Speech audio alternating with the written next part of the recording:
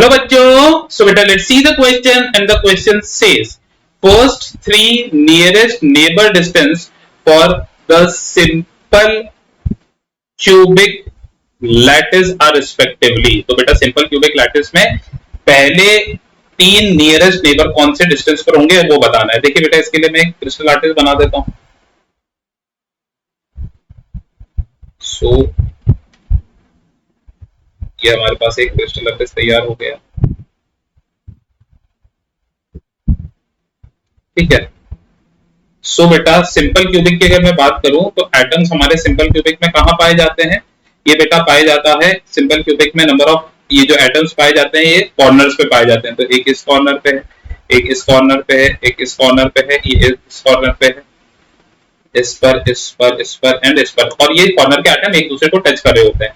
अब बेटा nearest neighbour बताना है। नियरेस्ट नेबर बताने के लिए बेटा देखिए मैं एक किसी एटम को स्टैंडर्ड मान रहा हूं, तो मैंने इसको स्टैंडर्ड मान लिया, ठीक है ना। मैं इसी के रिस्पेक्टिव आपको सारे नियरेस्ट नेबर गिनवा दूंगा, ठीक है। तो मेरे को पहले तीन नियरेस्ट नेबर इसके अंदर गिनवाने हैं, तो मैं इसी एटम के रिस्पेक्टिव मैं आपको उसको गिनवाऊंगा, ठीक है। सो बेटा अब बताइए, खुद सोचो इसका सबसे नियरेस्ट नेबर कहां होगा? बेटा ये नियरेस्ट नेबर यहां पर हो सकता है, ये नियरेस्ट नेबर यहां पर हो सकता है, ये नियरेस्ट नेबर यहां पर हो सकता है।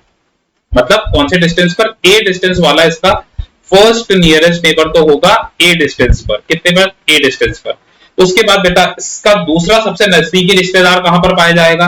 वो यहां से लेकर यहां पर। बेटा मतलब वो कितने डिस्टेंस पर पाया जाएगा? वो √2a डिस्टेंस पर। मतलब सेकंड नियरेस्ट नेबर इसके पास होगा √2a डिस्टेंस पर। अब देखिए बेटा थर्ड नियरेस्ट नेबर मैं आपको बताने जा रहा हूं।